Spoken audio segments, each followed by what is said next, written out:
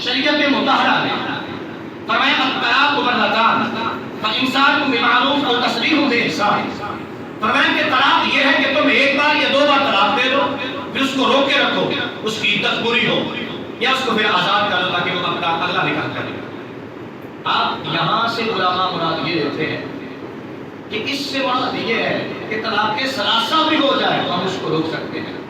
حالانکہ سورہ بقرہ میں اللہ خود ارشاد فرماتا ہے فَإِن طَلَّقَهَا فَلَا تَحِلُّ لَهُ مِن بَعْدُ حَتَّىٰ تَنكِحَ زَوْجًا غَيْرَهُ، اگر تم نے 3 طلاقیں دے دی ہیں تو اس طلاق کے بعد اب تمہارا اس کے ساتھ صلح نامہ نہیں ہو سکتا، حَتَّىٰ تَنكِحَ زَوْجًا غَيْرَهُ، یہاں تک کہ تم نیا نکاح کرو اور وہ تمہارا پانی چکھے، تم اس کا پانی چکھو، جب تک یہ نوبت نہیں آ جاتی تمہارا پہلے خامد کے لیے لوٹنا حرام کر دیا گیا۔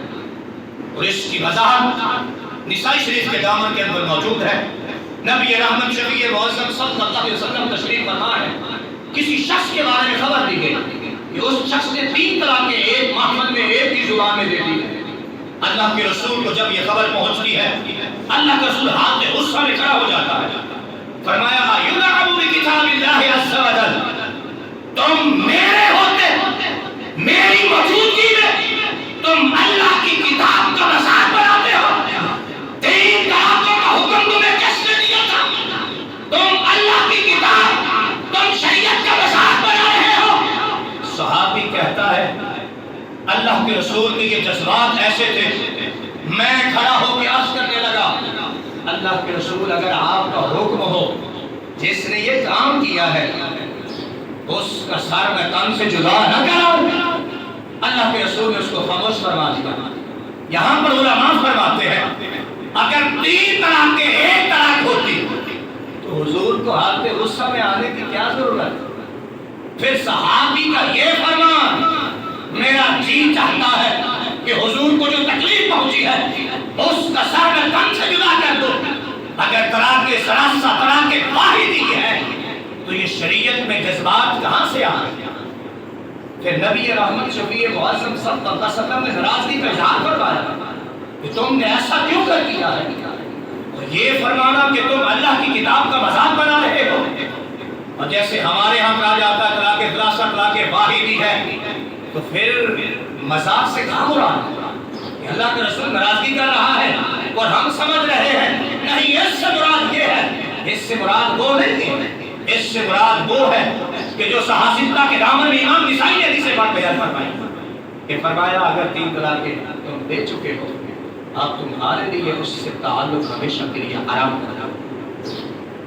اب دوسری حدیث ہے جس کو امام ترمذی علیہ رحمہ نے صحافتہ کے دامن میں بیان فرمایا۔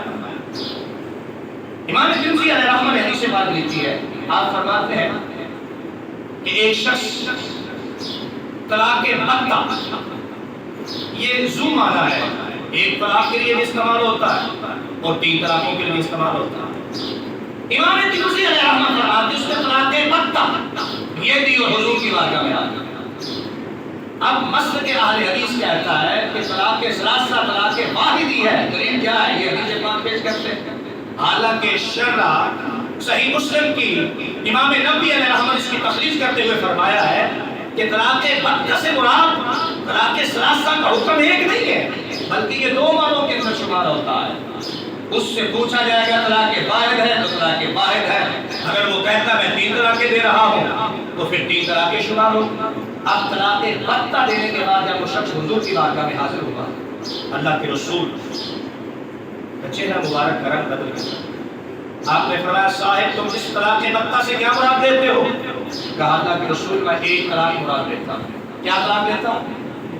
اللہ کے رسول نے فرمایا کیا تم قسم کھاتے ہو کہ اس سے مراد 1 طلاق ہے؟ اس نے قسم کھا کے کہا اللہ کے رسول جو طلاق بتہ میں نے دی ہے اس سے مراد 1 طلاق میں لیتا ہوں۔ فرمایا جو تم نے مراد دیا پھر وہی طلاق ہے، وہ عورت میرے عقد میں شامل ہے تو مجھ سے صلح صفائی کا راستہ اختیار کر سکتے ہیں۔ اگر آپ موسیٰ برات کی مسجد میں جھانک رہے ہو تو میرا آپ سے سوال ہے اگر طلاق ثلاثہ ہوتی تو پھر حضور 1 طلاق کی قسم کیوں لیتے؟ اور پھر یہ بھی ہے کہ اگر اس سے مراد 1 طلاق ہے تو اللہ کے رسول نے قسم دے کے اس بات کی تصدیق بھی فرمائی ہے اگر طلاق کے ثلاثہ بھی ایک ہوتی تو حضور کا صدقہ لیتے اور فرما دیتے 3 طلاق کی ہوگی تمہارا تعلق تو ختم ہو گیا. بلکہ بخاری کے دامن میں حدیث پاک ہے، میں آپ کی توجہ چاہوں گا، اور یہ باب جو ہے اس حوالہ سے ہے کہ جب نیا نکاح کرنا ہو تو اجازت لینی چاہیے کہ نہیں لینی چاہیے. یہ باب ہے کسی بھی امام بخاری جو ہمارے ماحول کے اندر بخاری کھول کے ہمیں درس دے رہے ہوتے ہیں، یہ بات ہے وہ بات ہے، اس سے پوچھیے. سیدہ عائشہ سے حدیث پاک مروی ہے، سیدہ عائشہ امہات المؤمنین فرماتی ہیں ایک عورت کو شوہر نے طلاق دے دی، طلاق دینے کے بعد اس نے دوسرا نکاح کیا، دوسرے شخص نے بھی اس کو طلاق دے دی. اس نے کہا اللہ کے رسول میں چاہتی ہوں کہ پہلے خاوند کے ہاں لوٹ جاؤں. یہ بخاری کے دامن میں باب نکاح کی اجازت کے حوالے سے بیان فرمایا گیا. کہا اللہ کے رسول میں چاہتی ہوں کہ پہلے خاوند کی طرف لوٹ جاؤں. اب حدیث کے لفظ نہیں ہے، وہ لوگ جو حلالہ پہ تانا دیتے ہیں انہوں نے نئی شریعت نکالی ہوئی، حلالے کے تو ثبوت بھی قرآن میں موجود نہیں ہے نہ حدیث کے اندر موجود ہے. آتا ہے بخار ان کو آتی نہیں بخاری، ان کو کیا معلوم کہ بخاری کے دامن میں حدیث پاک کیا آئی ہے، اس کا مفہوم کیا ہے، معنی کیا ہے. بس جو حدیث ہے ہمارے لیے بس حدیث ہے، اس کا سمجھنا ہمارا بھی بہت لازم ہے. اب سیدہ عائشہ فرماتی وہ عورت حضور کی بارگاہ میں آ گئی، پہلے شوہر نے طلاق دی، نیا نکاح کیا ہے، لیکن نئے نکاح کے اندر میں اس کے ساتھ غربت نہیں کر سکی کہ میں اس کا پانی وہ میرا پانی چاہتا. اب اللہ کے رسول نے کیا فرمایا؟ فرمایا حتی یذوق عصیرتھا، فرمایا تم پہلے خامد کے لیے اس وقت تک نہیں لوٹ سکتی ہو جب تک تیرا شہد مطلب پانی کو نہ چکھ لے اور تم اس کا پانی نہ چکھ لو. اب میرا آپ سے سوال ہے، اگر طلاق کے ثلاثہ ایک طلاق ہوتی اس کو پہلا خامد چھوڑنے کی ضرورت ہی کیوں پیش آئی تھی؟ پھر دوسرا نکاح کے بعد حلالہ ضروری نہ ہوتا، جیسے ہمارے ہاں نام نہاد لوگ ہمیں تانا دے کے کہتے ہیں حلالے کا شریعت میں وجود ہی کوئی نہیں. ہم نے کون سے بہنوں نے گوائے ہیں کہ تم نے حلالہ ضروری کروانا ہے؟ ہم تو شریعت سمجھا رہے ہیں کہ شریعت اصل ہے کیا. اب شریعت میں یہ الفاظ نہیں ہے کہ حلالے سے مراد ہمارا حلالہ ہے، اس سے مراد یہ ہے کہ اپنی عورت کو ہم نے حلال کیسے کرنا ہے. سرکار ارشاد فرمانے لگے جب تک تم اس کا شہد کو تمہارا شہد نہ چکھ لے تمہارے لیے پہلے خامد کی طرف لوٹنا کبھی بھی جائز نہیں ہو سکتا. اب اس میں دو چیزیں ہیں، بخاری کی حدیث ہے. دوسری بات یہ ہے طلاق ثلاثہ طلاق واحد ہوتی وہ نیا نکاح نہ کرتا، اور اگر حلالے کا ثبوت نہ ہوتا اس کا نکاح تھا، نکاح کافی تھا، لیکن شرط ہے نکاح ہو، نکاح کے بعد ہم بستری ہو، اس کو احساس ہو میں نے شریعت کو مذاق بنایا تھا. اور اس سے بڑی حدیث پاک ہمارے ہاں حضرت عبداللہ ابن عمر کی بیان کی جاتی ہے. عمر فاروق کے بیٹے ان کے ہاں یہ حدیث پاک ہے، تم کیا کہتے ہو، صحابی کا قول کیا ہے وہ بھی سمجھیے. حضرت عبداللہ بن عمر رضی اللہ تعالی عنہ آپ نے حالت حیض میں اپنی بیوی کو طلاق دے دی. جو موسیٰ بلاد کی صف اولا میں بیٹھے ہوئے ان کو پتا ہے، ہم نے سمجھایا ہے کہ طلاق کی اقسام کیا ہے، صریح الفاظ کیا ہے، کنایہ الفاظ کیا ہے، اور طلاق بدعی کون سی کہلاتی ہے.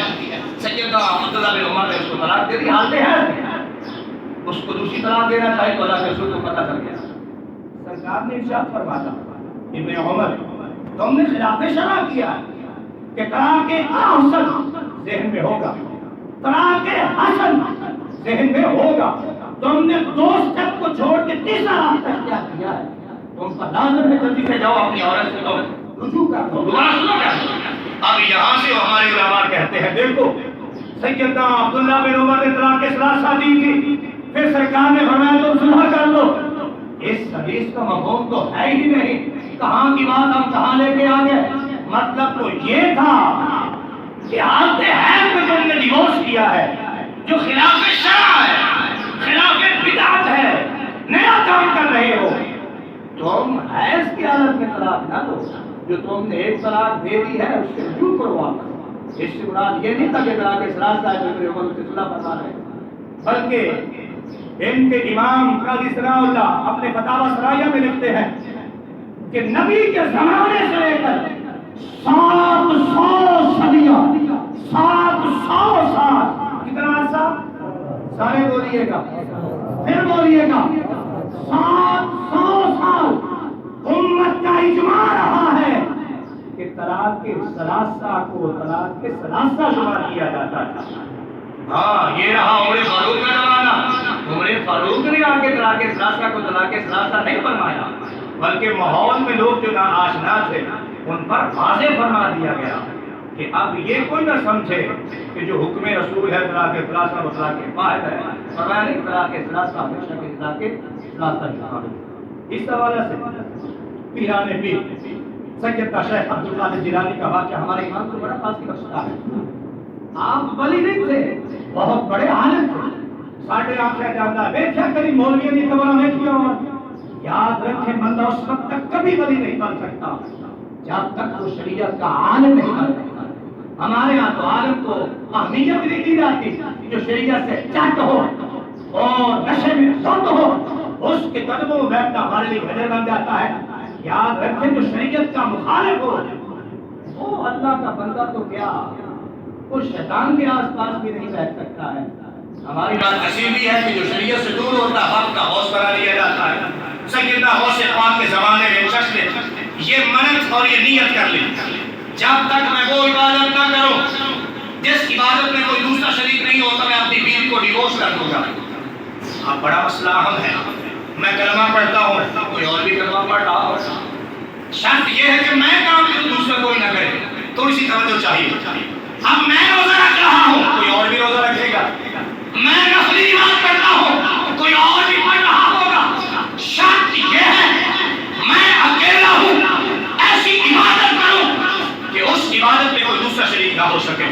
عرب کے بڑے بڑے مفتیان کرام نے بس ہو گئے، یہ بات چلتی ہوئی شہر بغداد پیران پیر سیدنا شیخ عبد القادر جیلانی کے دربار میں پہنچتی ہے۔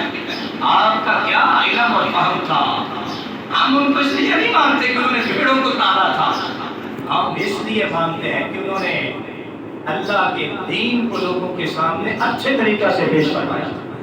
اب ہوا کیا؟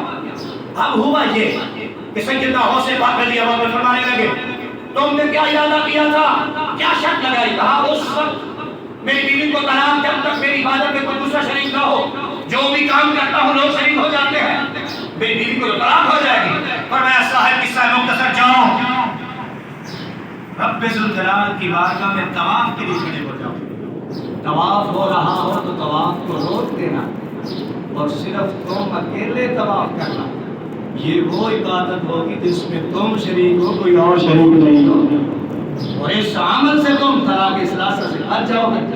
تو یہ قول تو سیدنا غوث پاک کا بھی ہے کہ طلاق ثلاثہ ہی شمار ہوتی ہے۔